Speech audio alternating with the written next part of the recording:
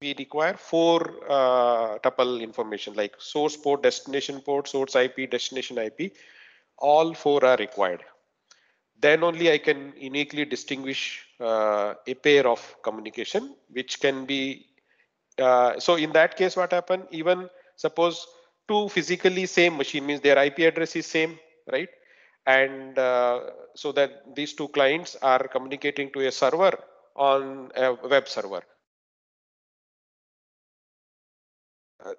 So if from the same machine two connections are there, so means one their IP address will be same, but their source address, source port will be different, because these two processes are running on the same machines, right?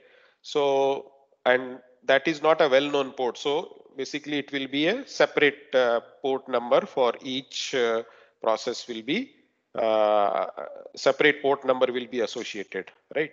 And at a server side, because it's a web server well-known port, so that will be port 80. So the source port number from the client perspective, I'm saying the source port number will be the distinguishable factor for to these two connections independently. Okay, sir. Thank you. Right.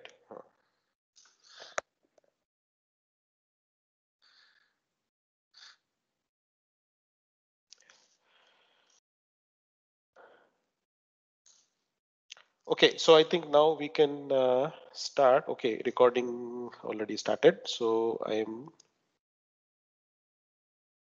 starting the, yeah.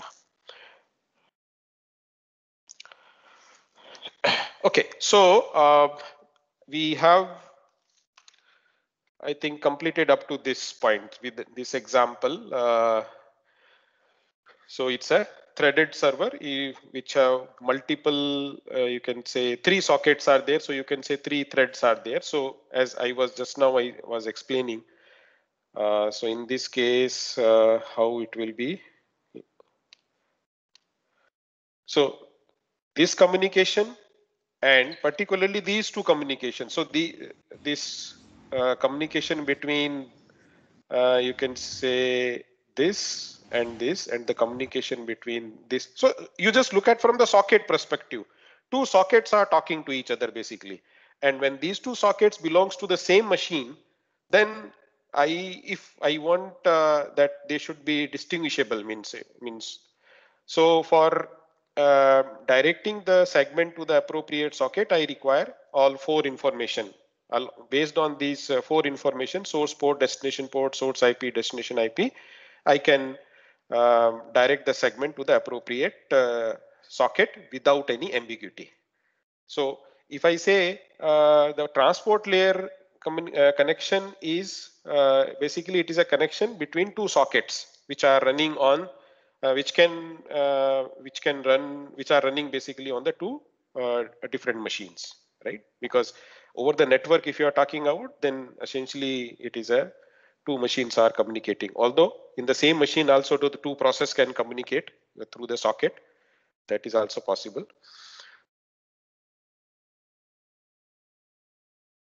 First, we'll start with the simple protocol, that is the connectionless protocol, that is a UDP protocol. So UDP, because it's a connectionless, so it does not provide any, you can say, guarantee that all the packets which are transmitted transferred over a UDP using a UDP transport service will be delivered to the destination. There is no guarantee, right?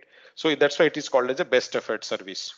So UDP segment may lost and may be delivered out of order to the application, because in this case transport layer is not even arranging the segments which are coming from other side in an order and then giving to the application. In whatever order it is coming from the network, in same order it is delivering to the application at a receiving side.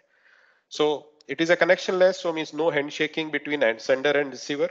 Means that you can say that is a basically a overhead. Before talking, there are some specific messages are sent, and then the actual data transfer starts, which happens in the connection oriented service. So in connectionless, this process is not there. So you can say it is simple in that sense. And each UDP segment handled independently by others. So all segments are independent. There is no relations network at any point in the during the transfer from including source to the destination, source and destination, and the at a middle hop nodes as well. The segments are treated independently, means although they are coming from the same source or going to the same destination, but that relationship is not, you can say, captured or not considered. So to understand this simple protocol, so as you know that every protocol like application layer protocol, HTTP protocol, FTP, these application layer protocol we have discussed, and you have seen that okay, they each protocol have it some header fields are there, means uh, so it sent the data, but along with that it sent the header, some fields, some you can say compulsory information which is going. So the header field of the transport layer and for the UDP protocol is that contains 4 fields. So source port number, destination port number, right? And what is the size of the source port number? It's a 16-bit. 16 bits are there. So total this size is 32 bits. So half of this is 16 bit. So the source and destination port size is 16 bits each. Right. So how many total ports I have? If I say 0 to 65,535, that's the port number can range into can be in this range. Then 16-bit length field is there. So length field contains the length in bytes. So that includes the header field also. So the total size of the this segment. Now, what is the need of the size? Why this length field is required? Because this payload, application payload can vary from one segment to another segment. In one segment, maybe just 50 bytes of data, which is coming from application, right? And in other segment, maybe it can be 2000 bytes. So due to that, we need to specify that, okay, what is the total length of that? So out of this total length, we know that, okay, this header field, total header field size is how much? 8 bytes.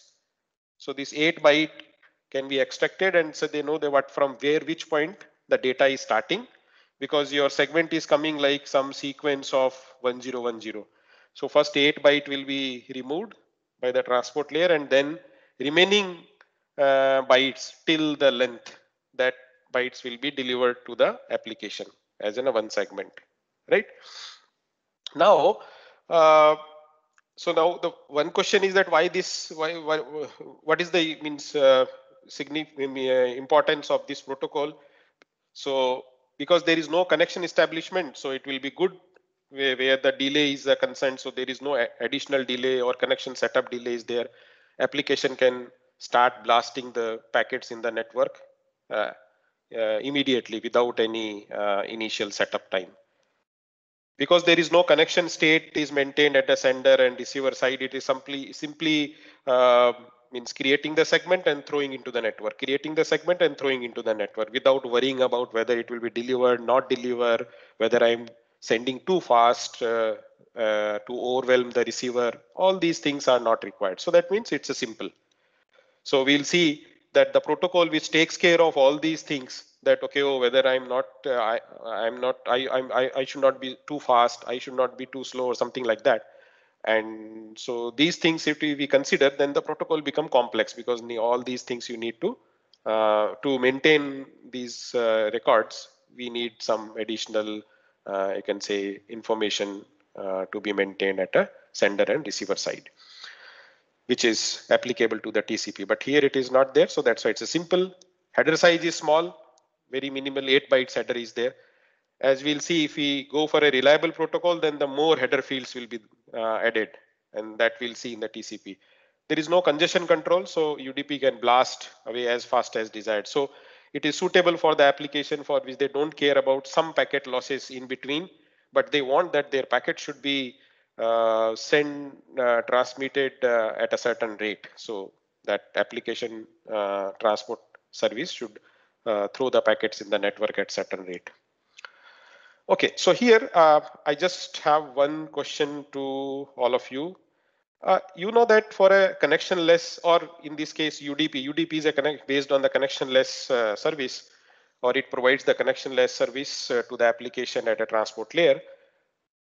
So if for a connectionless, the corresponding socket which is created for the connectionless communication, that socket, how the socket is identified? What things I require to identify the socket?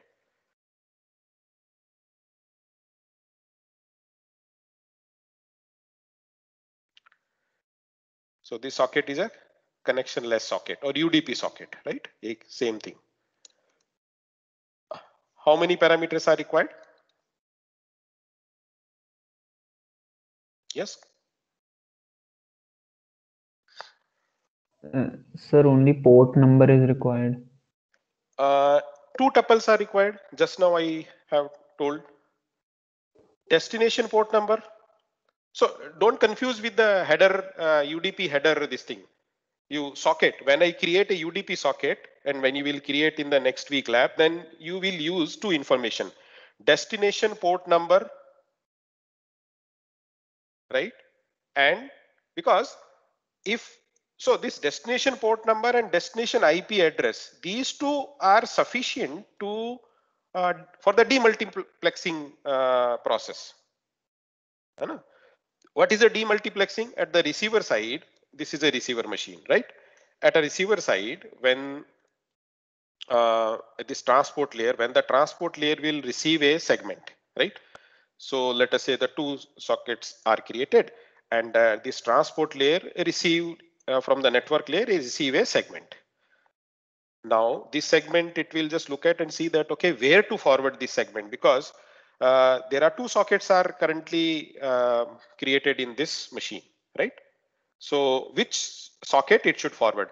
And then, because already we know that the socket is associated with the process, and then that process will automatically, you can say, take from that, or it will push through the socket, and the socket is kind of a door to the process, so it will receive that packet.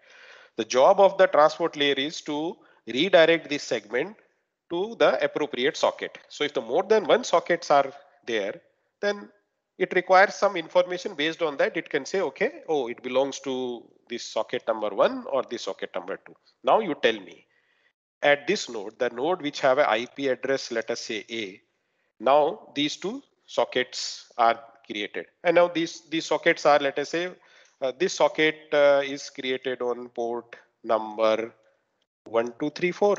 This socket port number is 3456. Now you tell me, in this segment, so if I said segment, so means transport layer means definitely IP address it will take from the, because that is a network layer parameter.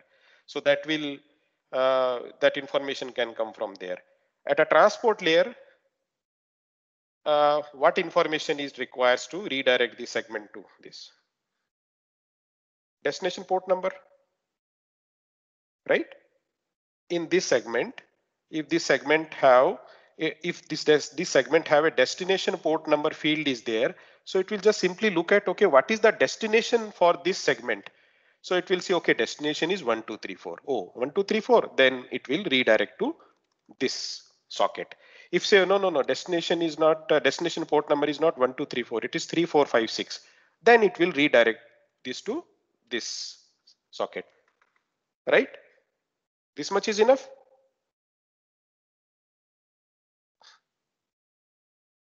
Right or wrong? Sir, here we are only using the port number, sir. Can you please explain IP also? How, where IP? No, so IP means if this machine have 2 interfaces, this machine have 2 network interfaces, then let us say 2 connectivity is there. So that means you have basically 2 IP address are associated with that. Correct? Yes, sir. Yes, I understand. One is BSNL, one is Reliance. So then it should need to know that, okay, fine, what is the IP address? to which it needs to forward, right? So the two, so in that case, if the same machine have a multiple IP addresses, maybe the two virtual machines are running and then they have a two different connectivity from the two different ISPs. Got it? Yes, sir. Yes, yes. So now Sir, you and tell also, me. on the sending side, sir, we'll be needing the destination IP because that is how we tell where to send. No, destination IP will be required, that information will be added at a network layer. Because end-to-end routing is responsibility of the network layer. So that is part of the network layer header. Okay, so it will take from the socket details, sir. So the network layer. Socket will be identified. Socket will take because at end host your all 7 layers are implemented basically. So it will take that information from there. Okay, sir. Thank you. So now if you are convinced with this that okay, yes, sir, that destination port number, that field is required to redirect the segment to the appropriate socket, and that information is enough. Then my question is, then what is the need of this? Why the source port is required then? Why the sender is putting the source port information in this? Because destination so that the server can resend the message to that client. Server, or maybe it can be a peer-to-peer communication, UDP it is happening. Yeah, anyway, client-to-client communication can also be there. So for the for sending the reply, it reads the source port. Suppose this machine, it's not like that. This application is receiving the packet and sending back also. So when sending back, then it requires that source port number. So in that case, that source port number will become the destination port number. So for that purpose, it is required. Otherwise, for the demultiplexing thing, the source port is not required, right? So length, you know that. Now checksum. Checksum is required for error detection, right? So for the checksum, we will take the, I will explain in the next slide that how the checksum is calculated. But before that, okay. One more thing I want to tell. What is the maximum size of the segment possible? Maximum segment size possible.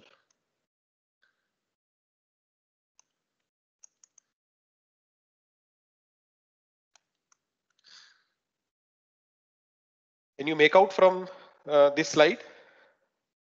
64 KB. How did you arrive to the 64 KB?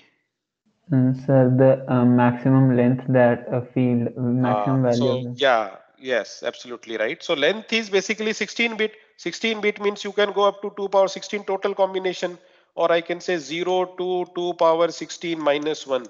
So either it is a 65,535 or you can say 64 KB. That is a maximum segment size possible at a for the UDP in transport layer, right? So these information it reveals from there. Okay, so now come to this checksum part. So checksum is used for detecting the error in the segment if any bit is corrupted or flipped.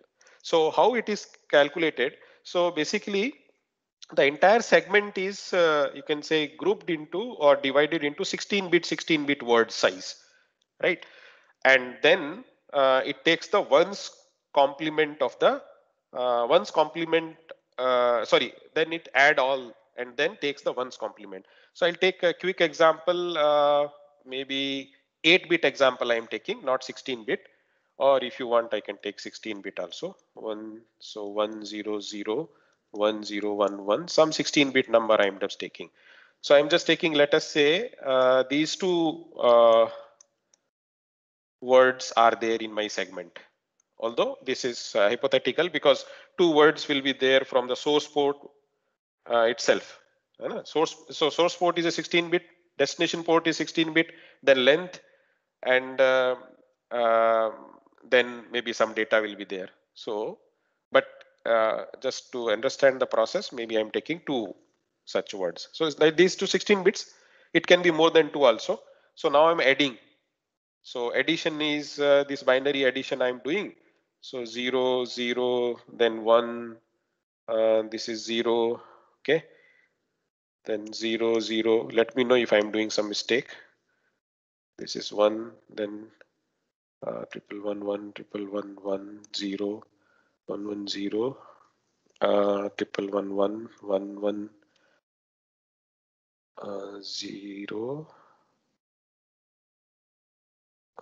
Just a moment. I did. So 110, 110, 1 and 110, 1 triple. So this is 1. Okay. So this here, I think I did a mistake. So I think I will do this thing. Now it is correct. So 1. So this is 0. This is 0. And this is 1. This is correct. Zeros. So 1 carry comes from here. So this is 1. This is 1. This is 1. And this is 110. And this is 110. And 110, 110, 111, and 1 carry out, right? So this 1 is a carry out. This carry out, we will add it. If it is 0, then we don't have to add it. But if it is 1, then we will add to the sum. So my final sum will be 1010, 0001, 1110, 0001. Right? So this is my sum. Now take the ones complement of this sum. Ones complement of this sum. Ones complement of the sum. So ones complement will be what? Just flip the bits. Ones complement means flipping the bits. So 0 triple 1, 1 0 0, 0 triple 1, 1 0 1 0. Right? Now this is now called as a checksum. This is a checksum. Now this checksum will is attached, or you can say fill in the checksum field. This checksum field. So that checksum is filled here, right? Now so this is a sender side operation. So sender side operation, and then at the receiving side, what will happen? Receiver side. All these, you can say again, the receiver will receive the segment, and then the segment it will divide into 16-bit words, and all words it will add it, including the checksum. Now let us assume that there is no error in that. So what will be the sum it will get it? What sum will be expected if no error is there? Suppose all bits have as it is transferred without any change, flipping. So what will be the expected sum in that case? All ones. ones. All ones, right? So all ones means no error. And if any 1 or 2 bit are in a 0, then it will be means error. So this is a very simple basic technique for detecting, although it is not robust to detect all possible errors, but it's a simple technique which is used at the transport layer for this, right? Okay, so now we will switch to the most, you can say that you can see here the top 10 list of important networking topics, right? So this is the principle of reliable data transfer. So before means discussing explicitly the TCP protocol, which is a reliable protocol, first we will see that what does it mean by the reliable protocol and how to design a reliable protocol. So we'll step by step, we will design the reliable protocol. So let us assume that, so first we'll see that application layer is a sending process, then there is a receiving process. So sending process, sending the data, and at a transport layer, it is considering a reliable channel. There is a reliable transport layer is there. So through this reliable transport channel, it is sending the data to the receiver. So the receiver will receive all the data which is sent by the sender without any error, right? So at a transport layer, how this reliability is achieved basically. So what functions will be called first, we'll look at in terms of that. So application layer is calling reliable data transfer. So this nomenclature we will use throughout this lecture and maybe subsequent lecture as well. RDT means reliable data transfer. Send, you can say API is called by the application, and then the transport layer is using a UDT send, unreliable data channel. Unreliable data transfer. Why unreliable data transfer? Because underlying channel is unreliable. Below the transport layer, my network is unreliable. So on the unreliable network, I am going to achieve the reliability. So this, because here errors may be there, packet may loss, or maybe bits of the packet may be corrupted, right? So in that case, the reliability needs to be ensured at a transport layer through retransmissions, and if any packet is lost, then that has to be sent it again and so on, right? So this is, so at a receiving side, again, receiving, so this data from the reliable data from the reliable data transfer receive, this is receiving side, and it will transport layer will deliver to the application. Okay, so now we'll see that this unreliable channel, what is the characteristics of the unreliable channel. So we will change the characteristics of the unreliable channel in a step-by-step manner and see that how my protocol is getting complicated. So these are the just expanding these functions. So basically, reliable data transfer send, this is called from the above, mean by application, passed data to be delivered to the receiver upper layer, and UDT send means it is called by RDT to transfer the packet over unreliable channel to receiver. RDT receive is called when the packet arrives on receiving side. Packet arrives on receiving side, right?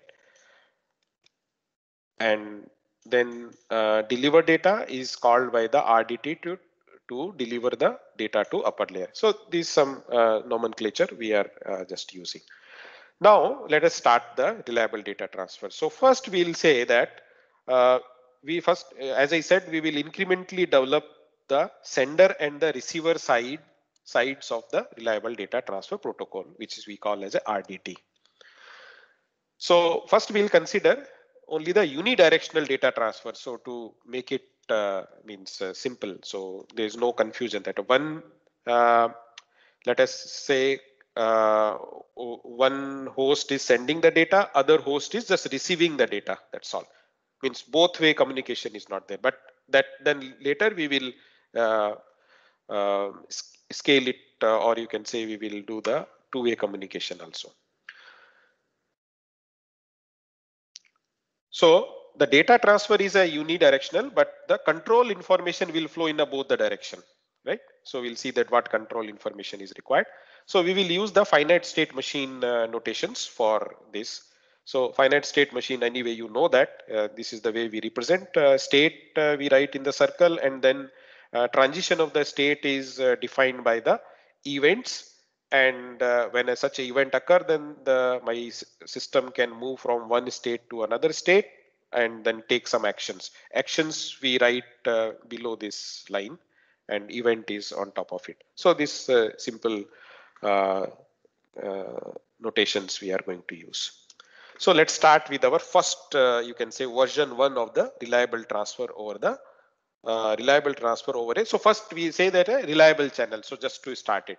So channel is reliable, then I think we need to, at a transport layer, don't have to do anything. So if the underlying channel is a perfectly reliable, means we assume that, okay, below the transport layer, whatever the channel is there, that channel is no bit error, no packet losses are there, then means the state diagram is a very straightforward. So at a sender side, it is waiting for a call from above, means from application. Once the transport, because this protocol we are designing at a transport layer, so that's why wait for call from above means application layer is coming. When it is received the data, so it will, so application is requesting RDT send and then sending the data. Transport layer, what it will do, it will make a packet of this data and send it. That's all. And remain in same state. Receiver, what will do once it is waiting for the data from the other side. So once it will receive the data, it will extract the packet from that data, means header fields it will remove from that and deliver the data to the application, remain in same state. So this is if my underlying channel is reliable, but that's not the practical case. So underlying channel, now we consider that underlying channel may flip the bits in the packet. So right now what we are considering, just the channel can flip the bits, but packet cannot be lost. So that's right now our assumption. Now, how the receiver will detect that, okay, the bits are flipped. So we have already see that the checksum is the one mechanism which can be used to for detecting the errors in the packet. So the checksum will tell, and then we'll see that, okay, what will happen. So the question is how to recover from the errors.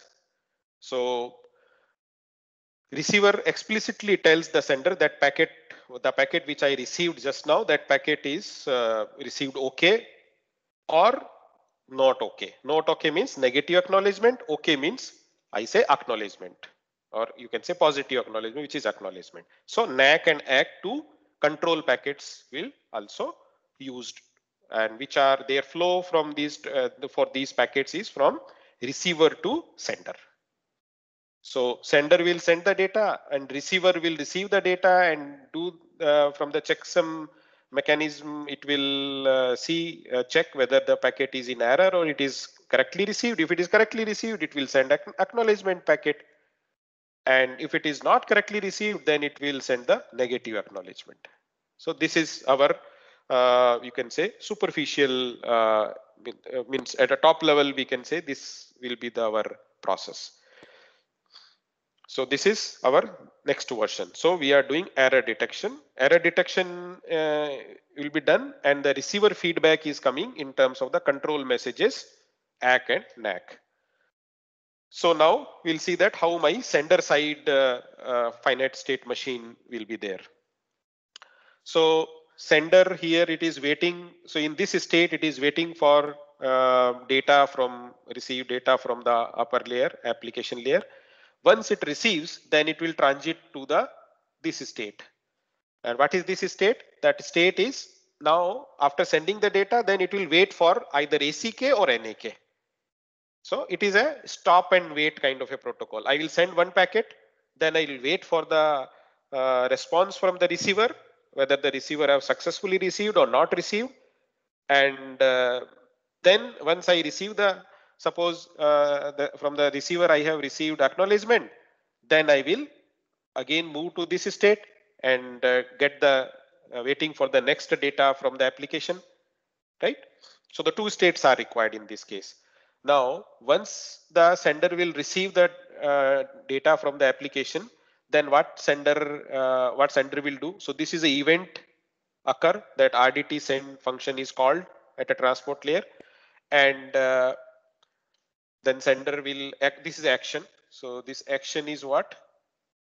It will make a packet, add the checksum. You can see here. So this checksum is added. So that will be used to detect the error in the packet in case if the error is there. And then it will UDT send, you can say, function call it will use to send the data over unreliable channel, because now we consider the channel is unreliable, and what kind of unreliability is there? Bit errors can be introduced during the transmission. So after doing this activity, it will switch to this state. Now it is there in this state. Now in this state, what possibility may be occur from the receiver side? We can predict that. So after some time, maybe it can receive the packet, and that packet is a negative acknowledgement NAC packet. So now you will say, sir, how to identify whether it is a NAC packet or ACK packet? So there may be some label is or some identification is there in that packet. So that will indicate to the receiver that whether it is a NAC or it is a ACK, right? So there are two types of packets. So even a single bit, you can say identifier I can use. 0 means ACK and 1 means NAC. Okay, so this kind of mechanism can be used. So this, as of now, this much is enough. So once it is, so it is NAC, then what it needs to do, because it's we are designing the reliable protocol. So if it is negative acknowledgement, means the receiver have received the corrupted packet. So corrupted packet, then what it will do, this is event occur and this is the action it will take, that it will resend the packet. Because after sending the packet, now it is waiting here, the packet is there in its buffer, and once it receives the negative acknowledgement, then again it will send it and again wait in the same state. And again, if the negative acknowledgement comes, then again it will send it. So at one time we assume that, okay, fine, it will be acknowledgement, it will receive the acknowledgement. After receiving the acknowledgement, then no action is required, means no need to do anything, and no need to do anything, and it will wait for the call from above, means enter into this state, right? So this is the sender side. Now receiver side state, just one state is sufficient. So receiver is always waiting for the data from the below, and once it receives the data and check the checks, after checking the checksum, it's found, oh, it's corrupted. Corrupted, then it will send the negative acknowledgement, remain in the same state. And if it is not corrupted, packet is correctly received, means all checksum, all in after adding the checksum and the data, this 16-bit, it receives the final outcome as all ones. That means the packet is successfully received. So it will extract the packet from the extract the data from the packet, deliver the data to the application, and send the acknowledgement. Okay, so you see that after this, so now we'll just understand this, how this means how this state diagram will be, how this state will be transit if in case no errors are there. So in the no error case, some animation is there. So this is the current state, right? And in this state, and the receiver is in this state. Receiver anyway, it has just one state is there, right? And now let us say the data is received at a sender side from above layer, and after receiving, it create the packet. After creating the packet, it send the packet and then change the state. Now it is sender is in state of wait or waiting for the acknowledgement or negative acknowledgement. So at receiving side, as we are considering no error case, so in that case data is successfully received packet, and then it will extract and send the acknowledgement. Once the acknowledgement will be sent by the receiver, the sender will transit from the wait state to this starting state, that is wait for call from above, right? Similarly, error scenario, what will happen? Let's quickly look at the error case. So data packet is created. Now in this case, let us assume that receiver have received the corrupted packet. So corrupted packet means it will send the negative acknowledgement, and negative acknowledgement after receiving that, the packet will be resent by the sender. And after that, again, it is waiting for the either acknowledgement or negative acknowledgement, whichever comes, and remain in the same state. It is not changing the state. And once next time it will send it, and that is now this time packet is successfully received. So it will do the same operation, extracting the packet data from the packet, and then deliver the data to the application, and then send the acknowledgement, and then my sender will switch from the waiting state to the wait for call from above state. Okay, this is perfect. Now tell me, Sir, yeah. Sir, what happens if ACK or NAC may also be improper? Yes, you are absolutely right. So, what's your name? Igna, sir. Igna. So Igna, because on your request, now we will incorporate the this ACK-NAC corruption in the, because this protocol is incomplete. So as you said, this has a fatal flaw, and this flaw is what happens if ACK and NAC corrupted. So your question is absolutely valid. So now you tell me what can be done. So if the ACK-NAC corrupted, then what happen means when the sender is receiving the ACK from the receiver, which is sent by the receiver. Now sender cannot make out anything that whether it is a ACK or whether it is a NAC, because it's a corrupted packet. So corrupted packet, it cannot make out anything. So it might be that packet might have received successfully and then acknowledgement is corrupted, or maybe the packet might have corrupted, received, and so the negative acknowledgement NAC is NAC is corrupted. So receiver side, what happened means actually packet is correctly received or not received. This sender cannot make out. So what sender can? So sender can. So sender does not know what happened at the receiver. So now how to deal with this situation? Okay, if I say that simply just retransmit. If I am not sure that what happened at the receiver side, whether the packet is successfully received or not received, then I can say simply fine, okay, let's retransmit. Now what is the problem in this case? If I just without knowing this, if I retransmit, then what can happen? Same data I retransmit. So in case the packet was successfully received and NAC was corrupted, the corrupted NAC I have received as a sender, then there is a problem, isn't it? Because duplicate data is received by the receiver. How the receiver at a transport layer, receiver will not able to come to know that whether it's because receiver, let us say, may be waiting for the new data, because receiver don't know that okay, what sender means, what happened at the receiver side, sender don't know, and what happened at the sender side, receiver don't know. So this problem can be there, right? If just simply retransmission is done by the sender, then the duplicate data problem can be there. So now we need to avoid the duplicate.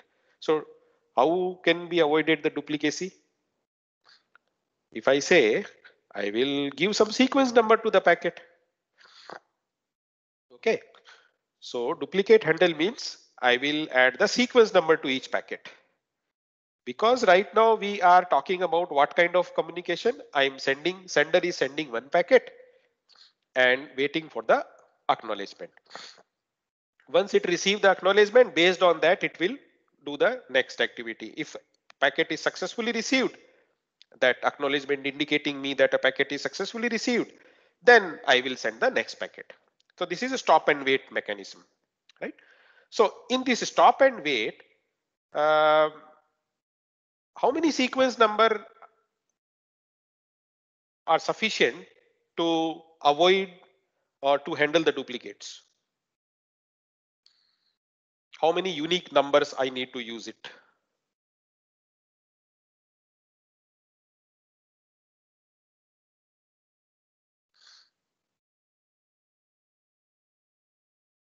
Yes, any guess?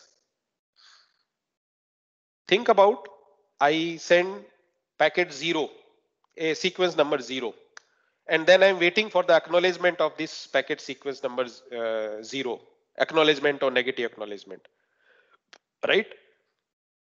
And let us say I receive a corrupted acknowledgement from other side. Then I will send again sequence number 0. So 2 0 sequence number packet will received by the receiver, and the receiver can discard, oh, just now I received the 0, now next I was expecting 1. Because how in this case, how the packets should come from the receiver, from the sender side, which sequence number, how the sequence number will come. First 0, then 1, then 0, then 1, then 0, then 1, right? So here we'll use the sequence number, two numbers unique number we'll use. So because just 0 and 1 is sufficient, so that's why 1-bit sequence number is used. So now my sender will be like this. So sender side we'll just try to, first we'll understand. So this state is a starting state, waiting for call from above. Okay, so this operation I'm not again explaining. Only thing is that this is a new thing. Here the sequence number is added along with that checksum and all these things. So now after sending the sequence number 0 packet, it is waiting for ACK or NAC for the 0. Okay. Now in this state, what can happen from the receiver side? So receiver, so maybe the acknowledgement which is sent by the receiver, that acknowledgement may be corrupted, or the receiver, if receiver have received the corrupted packet, then receiver can send the negative acknowledgement, right? In both the cases, the packet needs to be retransmit, right? Because I have received a corrupted acknowledgement, corrupted acknowledgement packet, which can be ACK or NAK, I don't know exactly, because it's a corrupted. So I receive a packet corrupted, then I need to retransmit it, the zero sequence packet again. And if the negative acknowledgement is there, then definitely anyway I have to send it, no doubt in that, because that receiver have received the corrupted packet. So that's why I need to send it again. So and then after sending again, then I am and then again I wait on this only, because again the same thing can happen. If the sender receive a packet and that packet is not corrupted means, okay, now I can read that, okay, whether it is acknowledgement or negative acknowledgement. And if it is acknowledgement, then means the packet 0, which I have, 0 sequence number packet I have sent, that receiver have successfully received, and I got the notification also in terms of the acknowledgement. So now I don't have to do anything. I will simply transit from 0 to 1. Now I can send the sequence number 1 packet. So now I'll wait from a call from above. So now the application will send the next segment data or next data I will receive from the application. Do the same thing, make the packet, and the sequence number I will add it is 1. So from the sender side, starting from 0, then 1 sequence number, then 0, then 1 sequence number, then 0, then 1 sequence number. This is the way the segments will be sent from the sender. Segments order at sender, right? Okay, so I think no need to explain this this part, because same activity which is happening in wait for ACK or NAK1, which is, so these two states are basically analogous, means with at a different, for a different sequence number. Now, can you tell me how many, by looking at a sender side, can you tell me how many states will be there at a receiver side?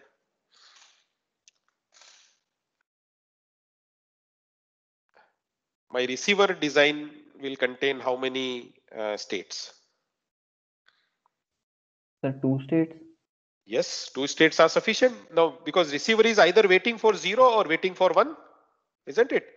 So this is the receiver. So receiver is waiting for 0. So waiting for 0 and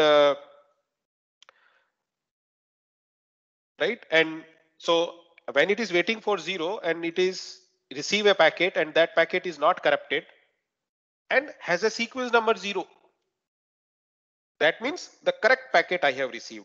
So then I should transit to the state to wait for 1 from below. So if I correct packet I received, then I will do the action I will take as a receiver, extracting the data from the packet, deliver the data, and send a acknowledgement ACK. And this ACK will go to the sender, right? And create. So first it will create the acknowledgement packet and then send it and then transit to the wait for 1 from above. Now, at this stage, what can happen at a receiver? Receiver, let us say, so now receiver is waiting. So 0 packet is successfully received and it has been delivered to the application also. Now receiver is waiting for the sequence number 1. Now in sequence number 1, and at this, here it is receiving a packet and that packet is corrupted, means the now receiver cannot make out whether it's a 0 sequence or what is the packet itself is a corrupted, right? So then it will make a negative acknowledgement packet, it will create it and it will send it and will be remain in the same state because packet sequence number 1 is not received, right? So after, when the negative acknowledgement packet will be successfully received by the sender, if I just switch to this slide, so this condition, so it is negative acknowledgement received. So what sender is doing? Sender is sending the packet again. Okay. So the sender is sending the packet again. So if again it sends, and then if packet is successfully received. So if it is if it is successfully received and this packet is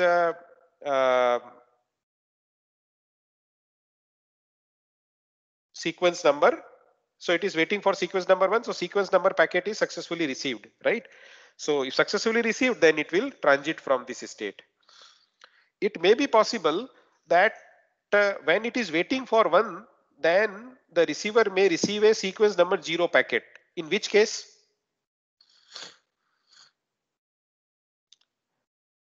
what is the scenario or the case in which receiver can receive a wrong sequence number packet?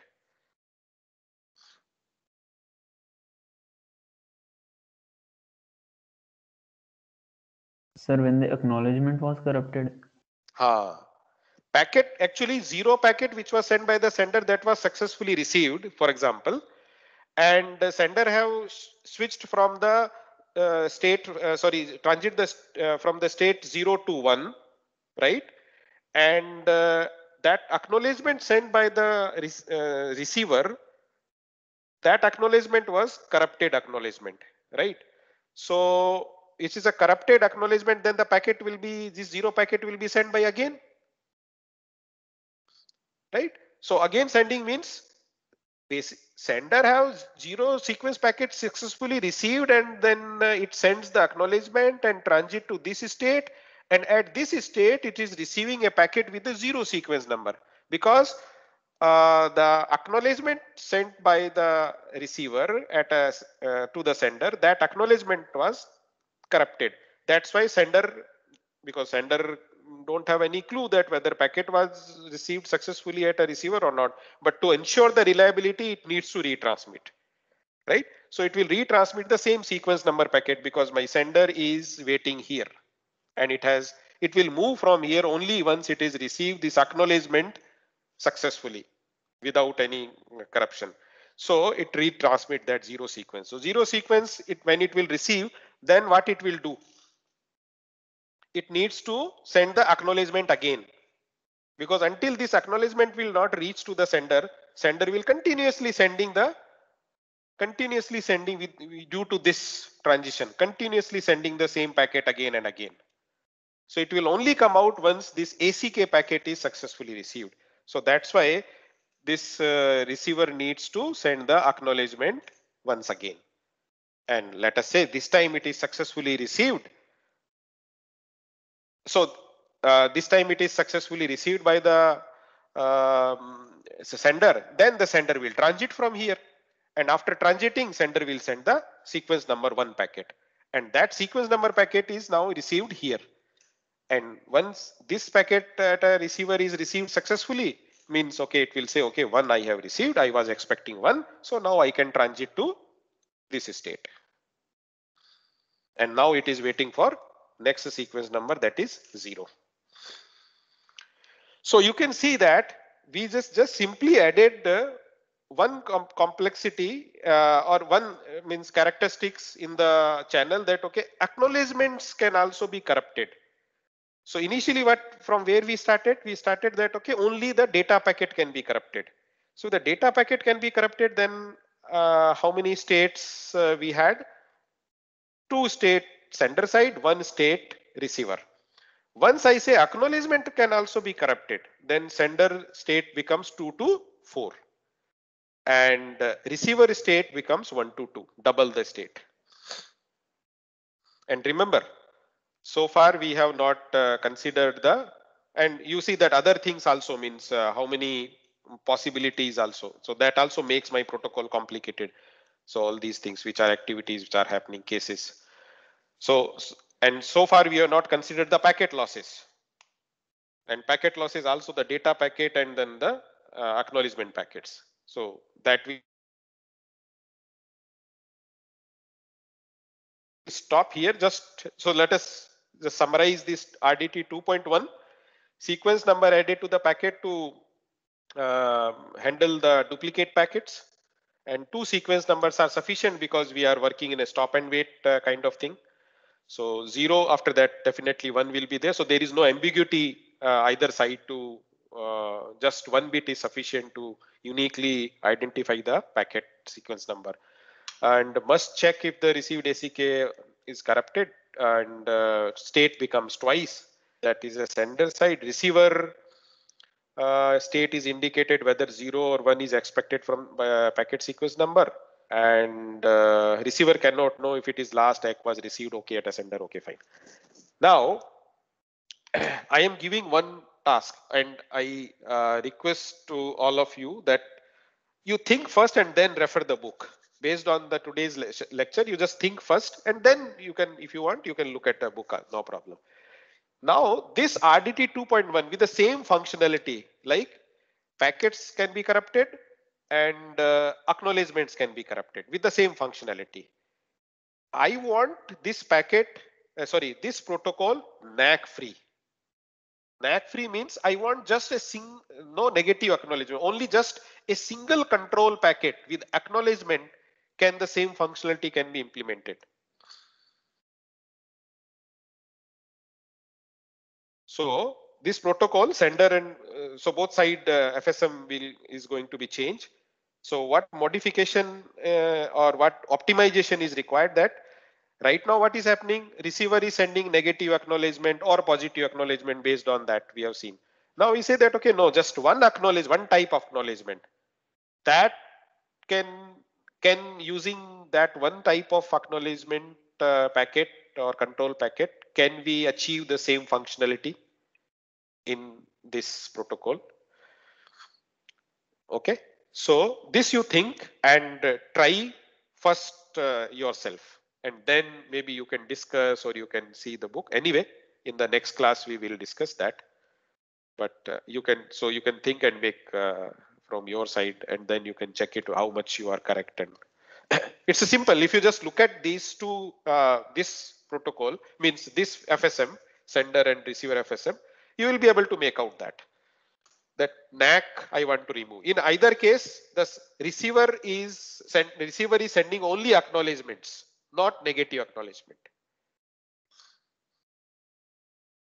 And then sender has to accordingly interpret that acknowledgement and then means to send the appropriate packet from, and it means transit into appropriate state and do the appropriate action, so that same functionality can be achieved. Okay, so I think with this note we can close this session, and if you have any query related to that, except the question which I have asked, feel free to ask.